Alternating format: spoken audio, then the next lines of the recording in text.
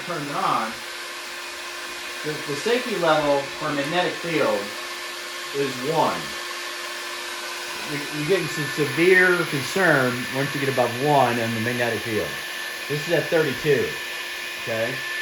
This is magnetic field. Now, let me go ahead and turn this off. Okay, now it goes back down. Now I'm going to turn on electrical field. Okay, and I'm going to pull this out and show you something here.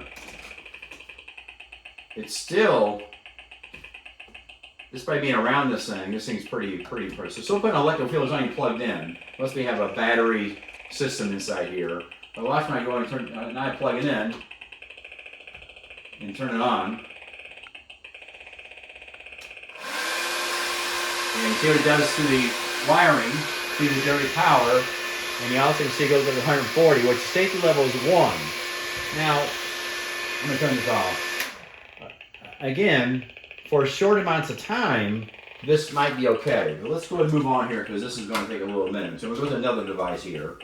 Move it over here like that. So this was putting out electrical field even though it wasn't even plugged in. So it's got something in it, it's probably some sort of capacitor inside here. Let me kind of go ahead and get into the next device here. And let's go ahead and plug this guy in. And let's turn this to magnetic field. So most of these manufacturers say it's EMF safe because they're testing the magnetic field. And a lot of times they are low, but most of these electrical engineers don't understand something called the electrical field, which is part of the E electrical field, magnetic field. Then you have the P for pollution, or R for radiation, and then the fourth one is your dirty power, which is what's going on inside here. So I'm going to go plug this in, and I'm going to put this right here. Right now it's on magnetic field. Okay, I'm going to plug it in. Okay, and I'm going to turn it on. Okay, good. So yeah, it's magnetic field safe. So yeah, it's low magnetic field, but what about the electric field? Now what has happened here, it hasn't really changed so much here yet, which is a good sign. But again, this is two-pronged. This is a two-pronged system. If you had a three-prong, I guarantee you, when I turn this to electrical field, it would have not moved a whole lot. I'm getting you something right now because it's got the switch mode power supply right here. It's still running a little bit higher on electrical field. It's not even plugged in. Remember, it's 10. I said on top of this, not even plugged in. This is the electrical field. This is where a lot of your saunas, they say they're environmentally, they're EMF safe, but they're not. They're magnetically field safe, but not the electrical field. So let's go ahead and plug this in. And now it's 530. So again, the safety level is 1. So this is one of the highest, most intense electric field products I've ever tested in history. So letting you know for a short amount of time, if you're not EMF sensitive, this might be a good idea. So that's the electric field. Go back to magnetic field. It did not do too much dirty power, which is good. Again, that's the fourth part of the EMF. Let's go back to the magnetic field. So again, magnetic field is good. So that's how most of these manufacturers, they don't test the electric field, they test the magnetic field. But as building biologists, we know the electric field will be just as damaging because of the dielectric properties of the cell, and the voltage gated calcium channels get confused, and that electrical part is actually what does a lot of that damage. So again, so now we did dirty power, we did magnetic, we did electrical field. Now let's test something that's actually, let me get this guy out of here so it's not going to influence this. Move this over here like this, or I can just turn this off. Probably help. And let's test one that has a battery here. So again, this is not actually plugged in. So I don't care if it's magnetic or electric. I guarantee it's probably going to be safe. So I'm going to turn it on.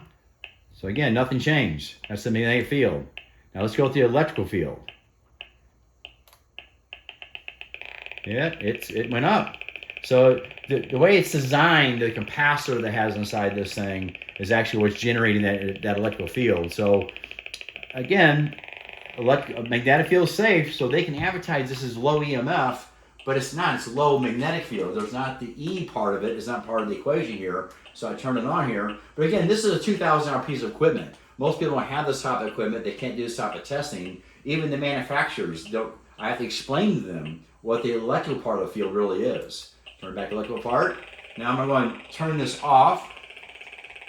It doesn't change anything. Even when it's turned off, it's okay. So I move it away. Oh, it's this thing here. Hold on a minute. I have a false alarm here. Let's get this out of the way. It should not be that high. Okay. What is going on? Okay, there's something else going on here. Let's do this one more time. Let's turn this on. Okay, I'm gonna do, I think something on the table might have been hitting it there. But you can see there's your electrical field. Now let's go to magnetic field.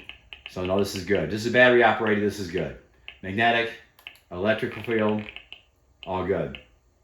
Yeah, this could be a pickup heater, whatever as well. Turn this off. I think this had a lot to do with it over there. Okay, so that is the electric field, the magnetic field. We have the dirty power. Now let's talk about the RF part of it. So there's 4 parts of this environmental pollution. Even the cell phone companies even say that they actually call all EMFs, electric fields, magnetic fields, and the radiation, in their literature, they actually call it pollution. And of course, the Lloyds of London actually will not insure Wi-Fi at all because they say it's the same category as asbestos. So this is a phone. It's an iPhone 8, and right now it is turned off. So the frequency you're hearing here now, turn this guy off here. The frequencies you're hearing now is just basically from my neighbor, the cell phone tower, which is about a mile away.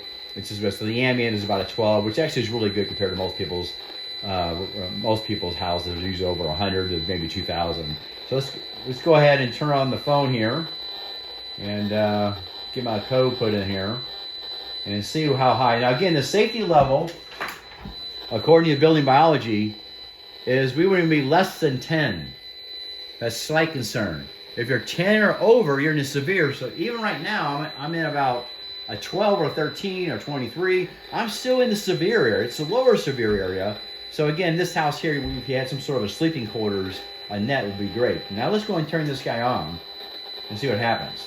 So again, the highest radio frequency, the 4th part of the EMF, the highest part of the radio frequency I've ever had, that frequency there was probably what you're wearing on your chest. Okay? So with 13,000 there. Okay, so the highest measurement I got 4 years ago was a cell phone was about 25,000 to 100,000 microwatts, which is insanely high. Because you only need 1 microwatt for your phone to have all four bars. So let's go and turn this on. For 77,000. So we're not even making a phone call. We're just turning on the phone. Got a little text message there. So it's 77,000. Now a lot of times, that's 200, now we're 268, now we're 700,000, almost 1 million. So this is way overkill. That's called the radio frequency, or you could call it radio frequency pollution. And they're 4,000. So these things continually to keep resetting, communicating to different types of downloads that's receiving from maybe the apps you might have. But I just want to do a video today. I know it's a little bit of a long video today, but I think it's important because people get confused on the 4 types of pollution. All right, thanks.